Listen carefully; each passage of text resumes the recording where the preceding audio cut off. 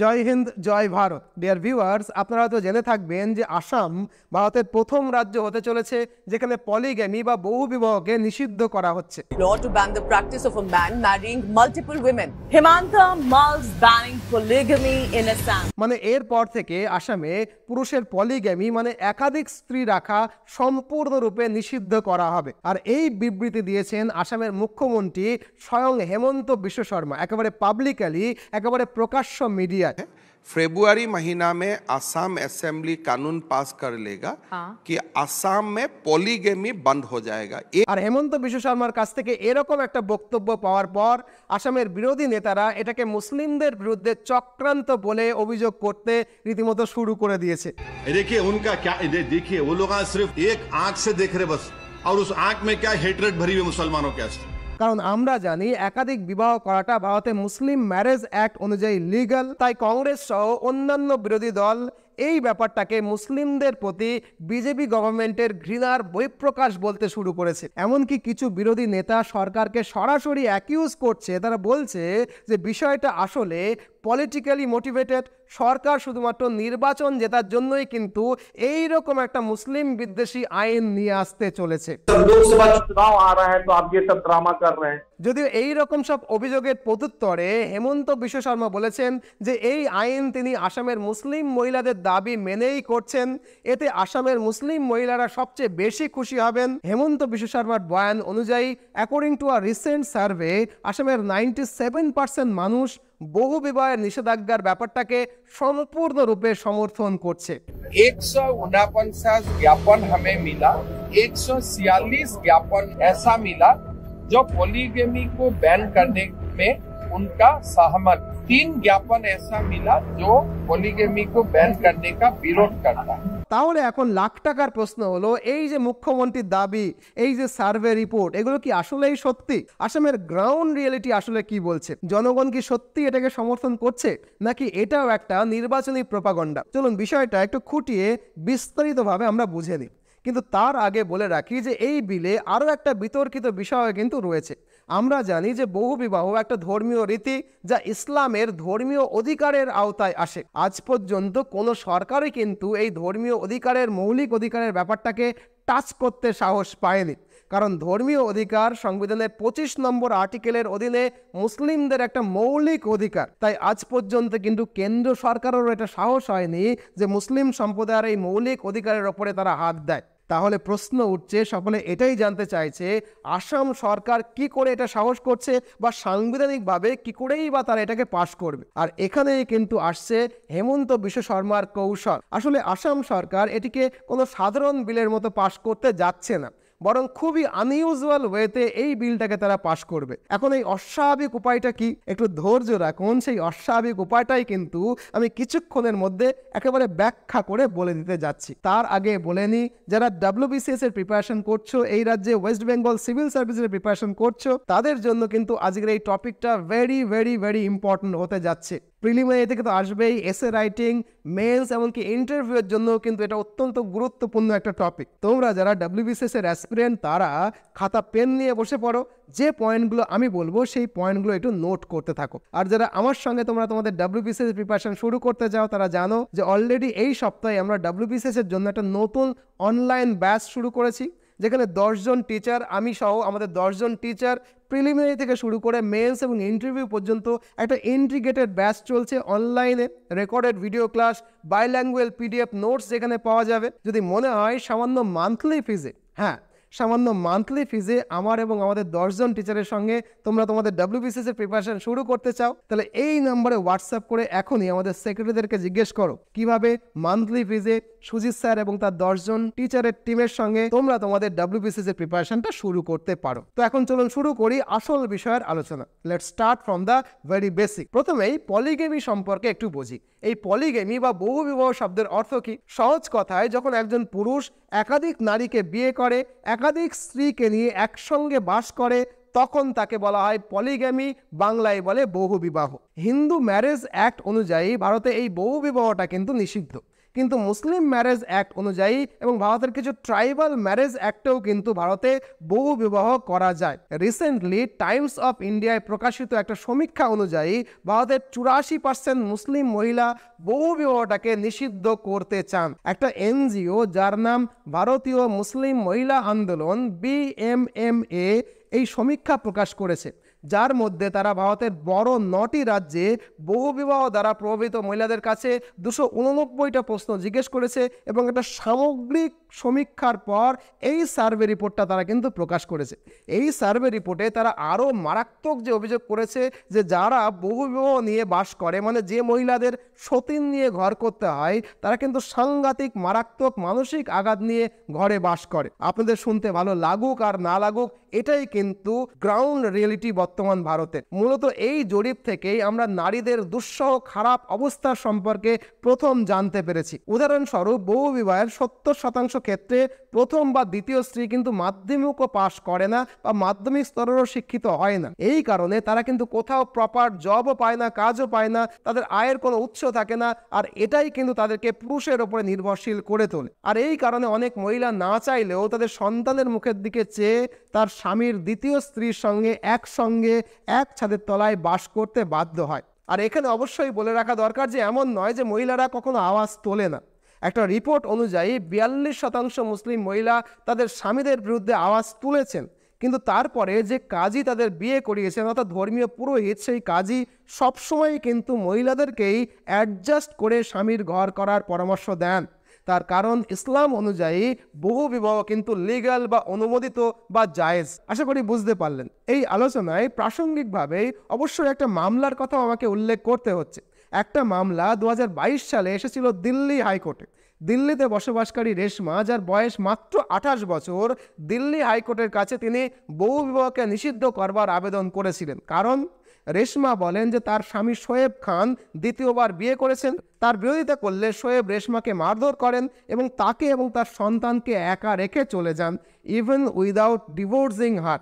মামলায় কোর্ট কিন্তু রেশমার বিরুদ্ধেই রায় দিয়েছে। কোর্টও কিন্তু রেশমাকে শোয়েবের দ্বিতীয় স্ত্রীর সঙ্গে একসঙ্গে থাকারই পরামর্শ দিয়েছে। অর্থাৎ কোর্টেরও কিন্তু হাত পা বাঁধা, তার কারণ মুসলিম ম্যারেজ অ্যাক্ট অনুযায়ী এই বহু বিবাহটা কিন্তু লিগ্যাল। অথচ ACN জার্নাল অফ সায়েন্সের রিপোর্টে বলছে যে বহু বিবাহ দ্বারা প্রভাবিত মহিলারা মানসিক আঘাত, অশান্তি, একাকিত্ব, বিশ্বাসের অভাবের মতো কিন্তু অনেক রকমের মানসিক ট্রমা নিয়ে বেঁচে আছেন। আমেরিকার লিঙ্কন বিশ্ববিদ্যালয়ে পাবলিশ করা একটা রিপোর্ট অনুযায়ী, যে রিপোর্টটা তারা 20 বছরের গবেষণা করে বানিয়েছে, তারা বলছে যে বহু বিবাহ পরিবারে জন্ম নেওয়া শিশুর মেন্টাল হেলথ কিন্তু ঠিক থাকে না, তারা সমাজের সঙ্গে মানিয়ে নিতে পারে না বা তাদের একাডেমিক স্কোর কিন্তু অত্যন্ত খারাপই হয়। আর এসব কারণেই ভারতের মুসলিম মহিলারা কিন্তু আন্দোলন করে বলছে সরকারকে অবিলম্বে এই বহু বিবাহকে নিষিদ্ধ করতে হবে। ভারতীয় মুসলিম মহিলা আন্দোলন BMMA নামক একটা সংগঠন কিন্তু বহুদিন থেকেই পলিগেমি বা বহু বিবাহকে নিষিদ্ধ করার দাবি সরকারের কাছে জানিয়ে আসছে। আর এখানে কিন্তু একটা কথা ক্লিয়ার করে নেওয়া দরকার যে এই বহু বিবাহ ব্যাপারটা কিন্তু মোটেও মুসলিমদের বিরুদ্ধে নয়। আই রিপিট, এই পলিগেমি নিষিদ্ধের ব্যাপারটা কিন্তু মোটেও মুসলিমদের বিরুদ্ধে নয়। আর এতে কিন্তু শুধুমাত্র মুসলিম মহিলারাই বেনিফিট পাবে এরকমও নয়। আপনি যদি 2022 সালে প্রকাশিত national family health survey data দেখেন, তাহলে আজকের ভারতে পলিগেমির কেসটা বা বহুবিবাহের কেসটা মুসলিমদের ক্ষেত্রে মাত্র 1.9%, হিন্দুদের ক্ষেত্রে যেখানে 1.3%, খ্রিস্টান এবং অন্যান্য কমিউনিটি মিলিয়ে 1.6%। আই রিপিট, মুসলিম সম্প্রদায়ের মধ্যে 100 জনের মধ্যে 98 জনই কিন্তু বহুবিবাহ করেন না, মাত্র 1.9% বহুবিবাহের কেস দেখা যায়। হিন্দুদের ক্ষেত্রে যদিও এই ম্যারেজ অ্যাক্টে নেই, কিন্তু হিন্দুদের ক্ষেত্রে যারা ট্রাইবাল হিন্দু তাদের মধ্যেও কিন্তু 1.3% লোকই বহুবিবাহ করে, এবং খ্রিস্টান যারা ট্রাইবাল তারা কিন্তু 1.6%, মানে 100 জনের মধ্যে 99 জন মতো 98.5 জনই কিন্তু বহুবিবাহ করে না।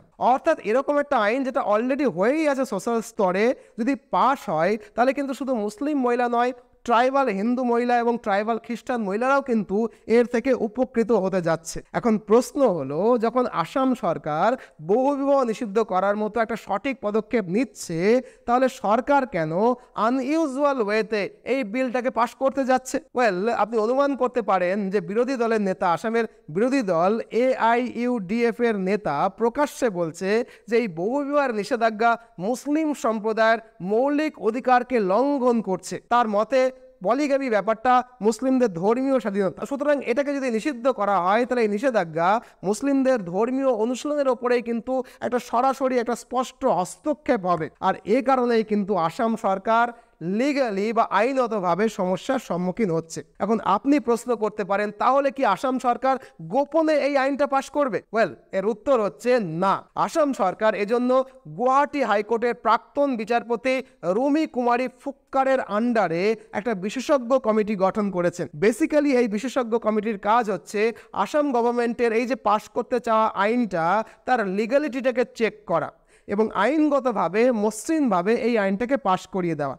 এই কমিটি দুটো পয়েন্ট এমন খুঁজে বের করেছে যাতে আসাম সরকারের কাছে ব্যাপারটা একেবারে সহজ হয়ে উঠেছে। প্রথম পয়েন্টে তারা বলছে, বিরোধীদের যে উদ্বেগ ছিল যে এই আইন মুসলিমদের মৌলিক অধিকারকে লঙ্ঘন করবে, এর উত্তর দিতে গিয়ে এই কমিটি ফার্স্ট যে ফ্যাক্টটা দিয়েছেন সেটা হলো, যে দুটো ধারা আর্টিকেল 25 এবং 26-এ ফ্রিডম অফ রিলিজিয়াস বা ধর্মীয় স্বাধীনতার কথা উল্লেখ রয়েছে, ঠিক সেই আর্টিকেল 25-এর সাবক্লজ 1-এ কিন্তু বলা রয়েছে যে এই মৌলিক অধিকারটা পাবলিক অর্ডার, মরালিটি, হেলথ এবং স্পেশাল সোশ্যাল ওয়েলফেয়ারের জন্য দরকার মতো রিফর্ম বা পরিবর্তন করা যেতে পারে, মানে আপডেট করা যেতে পারে। অর্থাৎ আর্টিকেল 25-এ যেমন ধর্মীয় স্বাধীনতার অধিকার দেওয়া রয়েছে, আর্টিকেল 25-এর 1-এ কিন্তু দরকারে সেটা পরিবর্তন করা যাবে, এই কথাটাও বলা রয়েছে।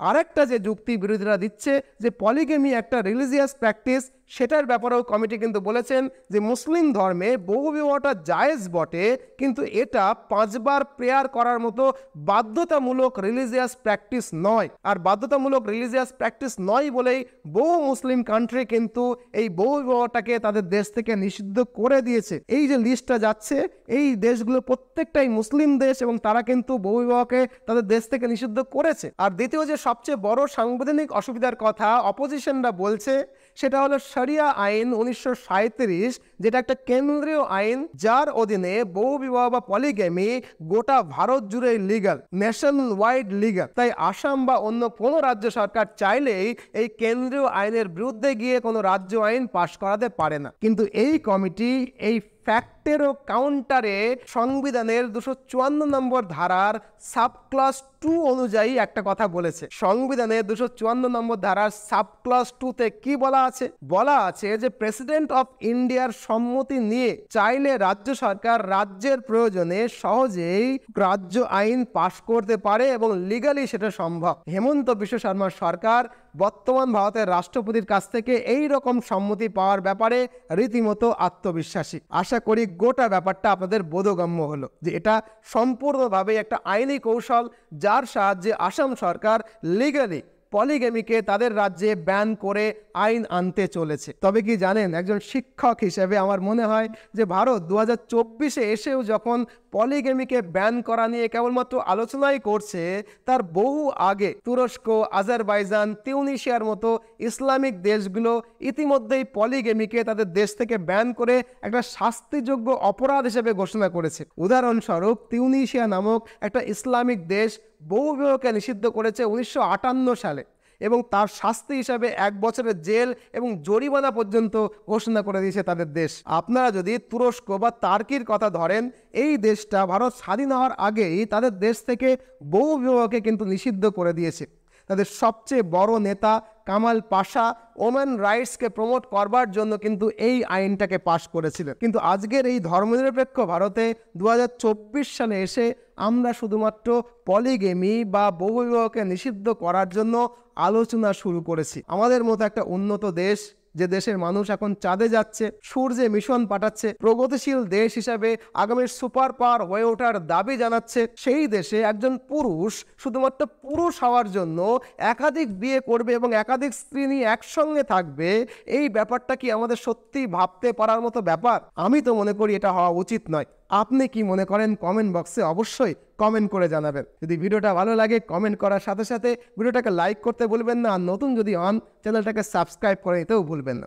আর আমার সঙ্গে এতক্ষণ WBCS অ্যাসপিরেন্ট যারা ছিলে তারা নিশ্চয়ই প্রত্যেকটা পয়েন্টকে তোমরা পয়েন্ট করে নিয়েছো খাতায়। এই পয়েন্টের উপরে বেস করেই কিন্তু তোমাদের এসে রাইট করতে হবে, মেন্সের কোশ্চেনের উত্তর লিখতে হবে, বা যদি ইন্টারভিউ তোমরা ফেস করো যে আর্টিকেলগুলোর কথা বললাম সেই আর্টিকেলের কথা বলে যুক্তিসম্মতভাবে উত্তর দিতে হবে। আর তোমরা যারা WBCSটাকে নতুন শুরু করতে চাইছো আমার সঙ্গে, আমার এবং আমাদের 10 জন টিচারের তত্ত্বাবধানে এই সপ্তাহে WBCS এর জন্য একটা নতুন অনলাইন ব্যাচ আমরা শুরু করেছি মান্থলি ফিজে। প্রিলিমিনারি থেকে শুরু করে মেন্স ইন্টারভিউ কভার করবে এই যে ব্যাচটা, সেই ব্যাচে রেকর্ডেড ভিডিও ক্লাসের থ্রুতে পড়া হবে, বাইল্যাঙ্গুয়াল PDF নোটস দেওয়া হবে।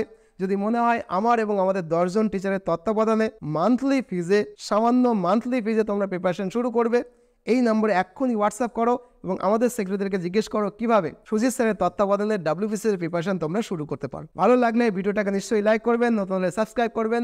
ভালো থাকবেন, নতুন ভিডিও নিয়ে আবার খুব শীঘ্রই দেখা হবে। ভালো থাকবেন, সুস্থ থাকবেন, সর্বদা ভারতের পক্ষে থাকবেন। জয় হিন্দ, জয় ভারত।